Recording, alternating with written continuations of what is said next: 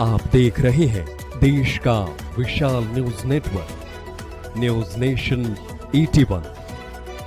इरादा सच दिखाने का।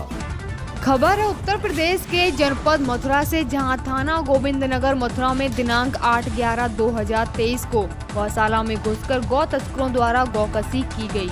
नंदी गौशाला उदासीन आश्रम जयसिंहपुरा मथुरा में रात को एक बछिया की गौ तस्करों द्वारा गौशाला में घुसकर हत्या कर दी गई। सुबह देखा गया तो बछिया की गर्दन और पैर बुरी तरह से रस्सी से बंधे पड़े थे और पूरा पेट कटा हुआ था और सारा गौमांस निकाल ले गए गौ तस्कर। मौके पर थाना गोविंदनगर पुलिस को सूचना दी। गौरक्षकों द्वारा कठोर से कठोर कार्रवाई की मांग की गई है। आरोपियों को जल्द गिरफ्तार कर रासुका लगाई जाए। तो देखिए उत्तर प्रदेश के जनपद मथुरा से अभिषेक सिंह की रिपोर्ट।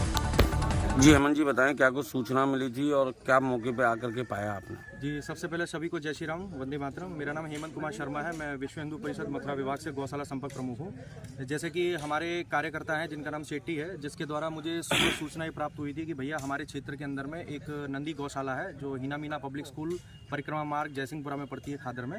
वहाँ पर एक करीब 1.5 साल की बच्चिया के साथ गौकसी की गई है। तो इसकी तुरंत सूचना मुझे दी गई। सूचना देने के बाद मैंने अपनी जो भी टीम है, सभी टीम के जो हमारी अलग अलग टीम, सभी को मैंने मैसेज सर्कुलेट किया। सर्कुलेट करने के बाद यहाँ पे हमारी टीम आ चुकी है और सबसे पहले जब यहाँ आके देखा तो जिस तरीके से उस बच्चे की जो बेहद हत्या की गई है, ये मानिए कि उसके हाथ पैर बांधे गए हैं और 1.5 साल का बच्चा है और केवल उसका जिस्म बचा है, बाकी अंदर का जितना भी जो उसका मांस था उसको निकाला गया है। यानी ये क्लियर कट ये टारगेट किलिंग है और प्लस ये चैलेंज दिया गया है कि इस बीच आबादी के बीच में इस घटना को अंजाम दिया गया है।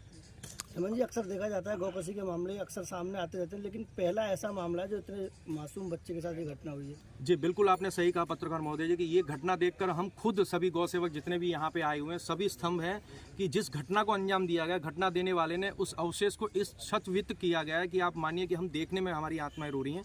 और जिसकी ये गौशाला है वो ये कह रहा है कि मैं उस बच्चे को रात को 11 बजे अपने हाथ से उसको खाना खिला के यहाँ से गया हूँ और जब वो सुबह यहाँ आया है अर्ली मॉर्निंग में तो यहाँ के देखा गया कि बच्चा जो था वो उसका मृत्यु पाया गया। और सबसे बड़ी इसमें एक खासियत हमें जो हमारी टीम के द्वारा यहाँ पे इन्वेस्टिगेशन की गई उसमें ये पता चला है कि आसपास में और भी बच्चे बंधे हुए थे जिनकी आयु करीब 8 महीने 9 महीने थी, मगर जिसने ये अंजाम दिया गया वो कहीं ना कहीं इस चीज़ को अच्छी भली बात ही जानता है कि ये बच्चा हष्ट-पुष्ट है, यानी अच्छा खासा हेल्दी बच्चा है जिसकी उम्र 1.5 साल है, उसको ये पूरा टारगेट किलिंग किया गया। और कहीं ना कहीं इसका शक ये जताया जा रहा है कि जिसके द्वारा इस घटना को अंजाम दिया गया है वो कहीं ना कहीं इसी क्षेत्र में से निकला हुआ व्यक्ति। क्यों? क्योंकि बहुत ही शातिर तरीके से और जिस तरीके से उसने जो हथियार जो भी छुरी चाकू या जिससे भी किया है, क्योंकि आप चाहें तो आप सब लोगों ने वीडियो के माध्यम से प्रत्यक्ष में आप भी देखा है कि जिस तरीके से शव को छतवित किया गया है।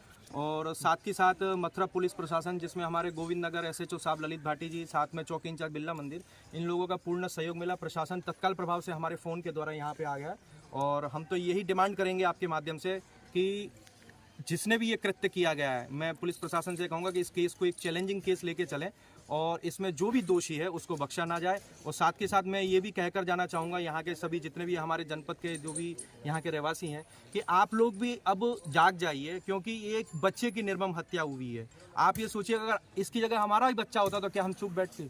ये रुकेंगी नहीं ये चीज़ें, ये चैलेंज दिया गया है। कुछ लोगों की ऐसी चर्चाएं हैं कि जिस तरीके से बच्चे को देखकर उसकी हालत है, तो कुछ लोगों का ये मानना है कि किसी जानवर के द्वारा ये कृत्य नहीं, बिल्कुल गलत है। जानवर किलिंग अगर होती तो हाथ पैर बंधे नहीं होते, उसके हाथ पैर रस्सी से बंधे गए हैं और शरीर पर निशान भी हैं। जिस हिसाब से उसकी आंखें आप देखेंगे, जब किसी का हम गला दबाते हैं या गर्दन को पकड़ते हैं तो आंखें बाहर निकल आती है।